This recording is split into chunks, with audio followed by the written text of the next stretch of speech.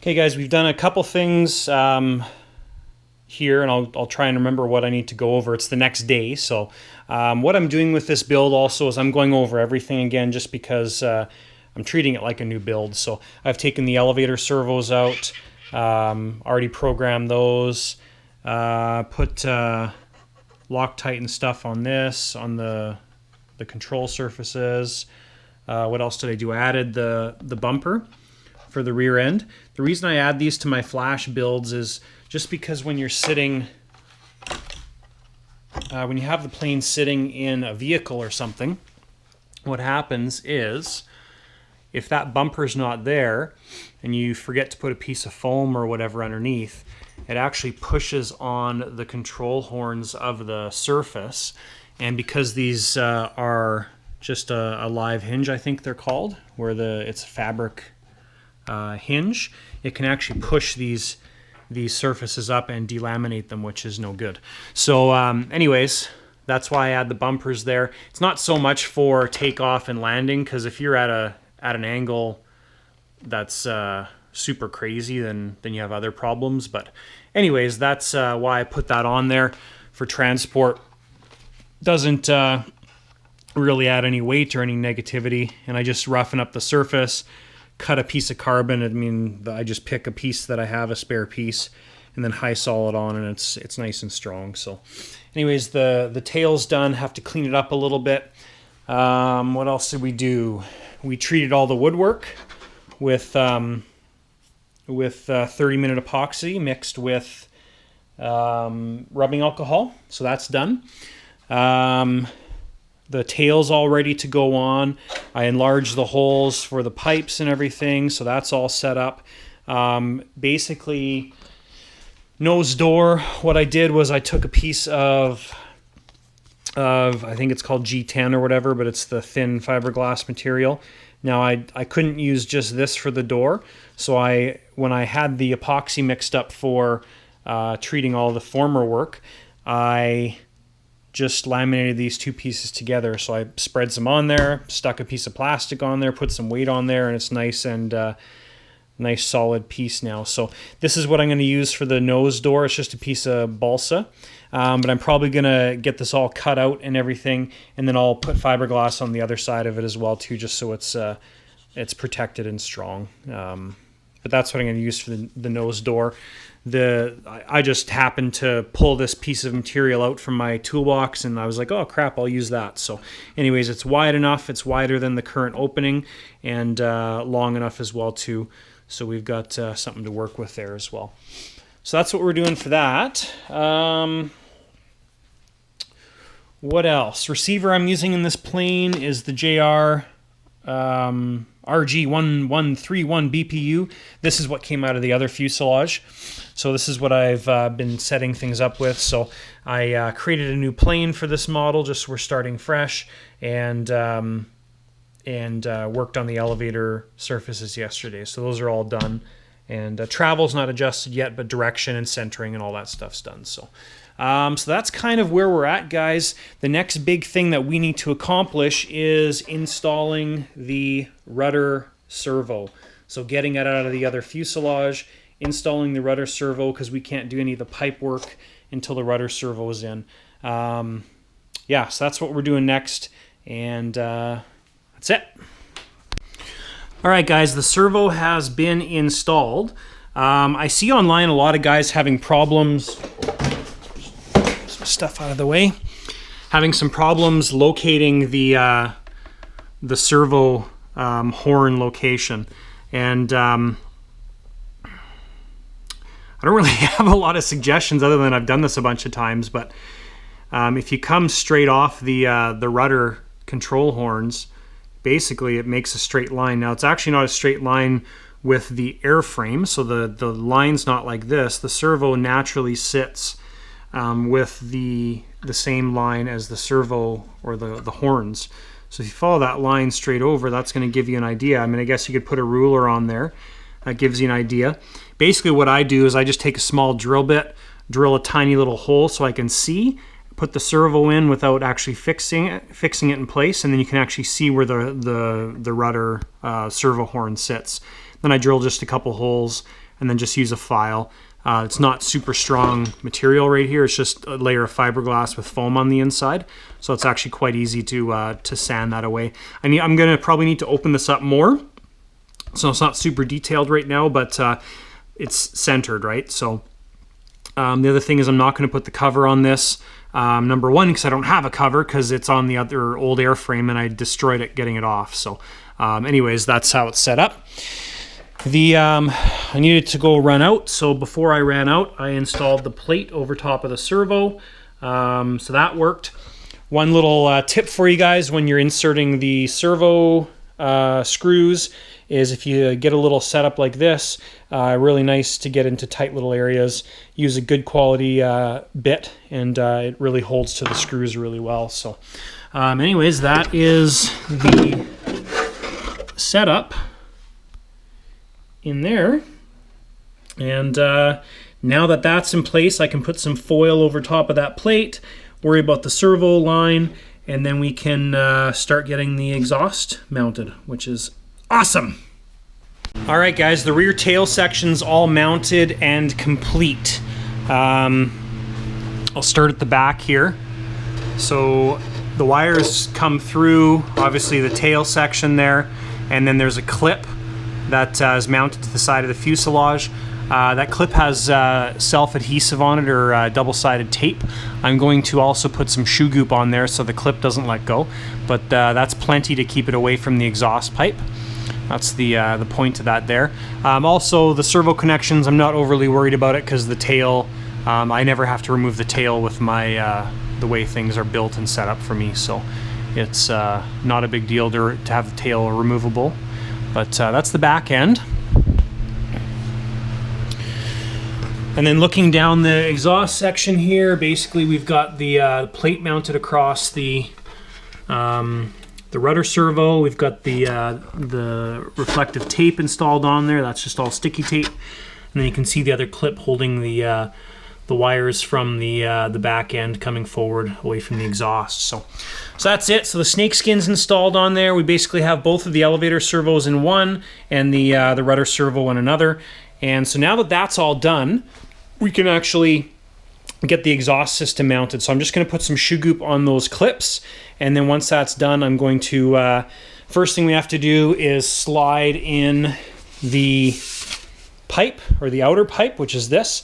Now just a note for you guys, sometimes this pipe can stick out past the rear fairing, and what that generally means is you might have your pieces bent incorrectly, or I guess not incorrectly, but just distance wise, right? So you can adjust where the bend is on that, and that will adjust the pipe forward and backwards just enough so it comes to the edge of the fairing. So that's going to be the next step, and we'll get the exhaust system mounted. All right, guys, we've got a bunch of things done on the new fuselage. This is here just because I was playing around.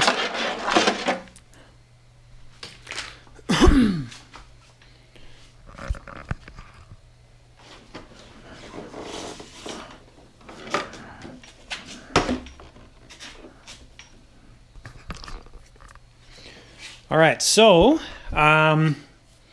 obviously the engine's mounted. Made these carbon plates up for the engine. Worked out really, really well. I was kind of thinking I would have to put some screws, nuts, and bolts through these other holes. But, excuse me, when you take the engine out and the carbon plate stays attached to the engine, it's held on with the clamp screws. It's super stiff. There's no bend this way. There's no bend this way on the carbon, so there was really no need to add anything in there. So that's a really, really stiff setup. Very, very happy with the way that was mounted. So yeah, happy with that. It's very, very well centered, up and down, side to side in the exhaust tube. So that's all good. Still need to do the inlets right here. The little NCAA inlets or whatever they're called. Tanks are mounted with just silicone is what I used. So I just basically put some dabs of silicone in there, stuck the tanks in, jammed the foam in there so it would hold overnight. and the silicone's mostly cured. The center of it is going to take a long time to cure, but it's enough to hold the tanks in place. So that's how they were mounted in the other fuselage. Just took some safety wire actually and fed it around the silicone, pulled it, and just it slices right through the silicone. So it actually works really well. So that's all done. Yeah, so moving forward, need to do the inlets here. Also got the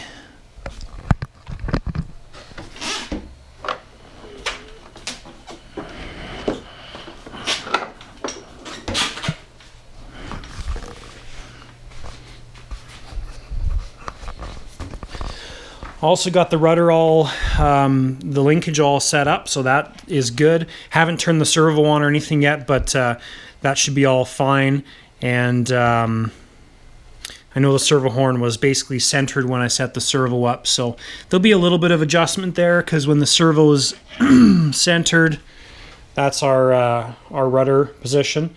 And right now that opening is going to need to be opened up more because we're not getting full travel. Here's the travel that we're getting. So we'll have to do a little bit of adjustment there. And that's all fine. So basically, what are the next things that I'm doing? I'm going to put those inlets in. Probably open up this opening a little bit more just so I can deal with all the dust at this point. Next thing I'm going to work on is the main tank. Now I took the main tank out of the existing fuselage, and I need to get it set up in here. So going to need to pull the turbine out anyways, and also the duct work and everything to get access to the tank. So that's kind of one of the next things I'm doing, and want to get the equipment layout kind of finalized. I'm not sure if I'm going to copy what was done in the old fuselage or go with something new, but my plan is to paint the inside of the front of the fuselage as well. So a couple things happening, and that's our progress right now. All right, guys, so I've got my tank all finished. I'll kind of cover with you what I did here. So on the Ultraflash, when you do the tank mounting, number one, you've got to sand out the opening here. And you'll see you got to come basically to just about a centimeter behind the latches for the canopy. So you want to open that up, take about 4 to 5 millimeters off all the way around. And I did a little bit more on this side than that side, but that's okay. And then the tank, when you go to take it out, it's still quite snug. So it's actually takes a little bit of force to get the tank out, but it works. So that's done. Also, I'll have the brace that's going to go across the front here, just like that. You have to put a little bit of the piece of ply inside there. I just used some of the thick plywood that I had, and I saw that in place on both sides, and then did a little bit of sanding so the tank has enough clearance. And with the tank pulled forward, it still has a little bit of side-to-side play, but it's actually nice and tight in there, just has enough space. So that's that portion. Oh, and one other note with the tank is you don't want to have the tank all the way up forward like this. That's fine, looks really good. The problem is the canopy has a latch on the back, right, like that. And that latch needs somewhere to go. So you want to have the tank set back a little bit. Like that is how I do mine, and then it gives you a little bit more space for that latch to go in. There's no interference. And the other thing to think about too is your CG on this plane is roughly it's in this range here. So having that tank over the CG is not a problem at all. I mean, it's more beneficial, right? So, and then the underside here, I put the duct back in. Let's take that out. Now, one thing with this particular airframe is when they did the inlets are actually dropped towards the fuel tank a little bit too much. There's quite a variation on the airframes and how these come. I mean, some of them are up this direction a little bit more, and there's a bit more space here. So I actually had to sand a little bit of this out, and that's why there's a piece missing there. And in order to fit this duct over top, I had to cut that V out of the duct because there's really no room in the center section there. So just something to be aware of. It's not a big deal. It's not going to affect anything. And then I've got my cross piece here. And then this morning I made this piece and high soled it in. Now I'm going to also treat these pieces with epoxy and probably put some fiberglass over top of this joint. I really don't think it needs it. It's been high soled, but we'll do it just because. So that's kind of the progress we've made so far. It's a little bit slow just because I'm gluing stuff, waiting for it to dry, gluing stuff, waiting for it to dry, and it gets a little tedious, but so be it. Now, one thing I just thought of that I didn't check before after I checked these tanks is I submerged these tanks, pressurized them just with your mouth, and there was a leak on just a tiny little leak in this area. I'm sure it's fine, but I didn't check it when the glue dried. I did glue all the way around it, so we'll just assume that it's going to be fine. Yeah, so that's it, guys. Basically, what are the next steps for me? So the next steps are kind of planning the equipment layout.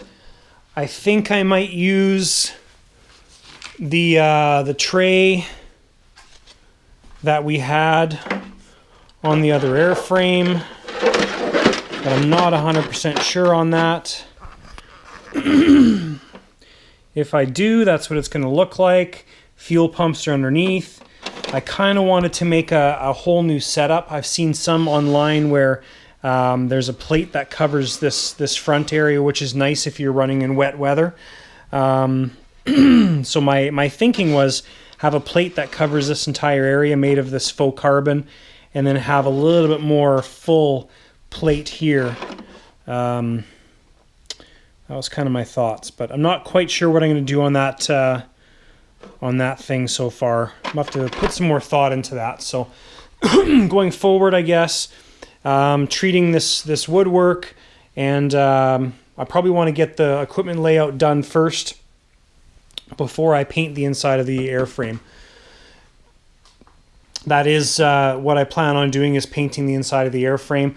Also deciding whether I want to put my my airspeed sensor, my pitot tube, in the nose here. Just have it sticking out of the nose, and then change the latch system. I've seen a different way to modify that. I'm kind of excited about that. I've never had the pitot tube on a plane, and I've also never done a different latch system. So just something to think about. Anyways, that's the progress up till now.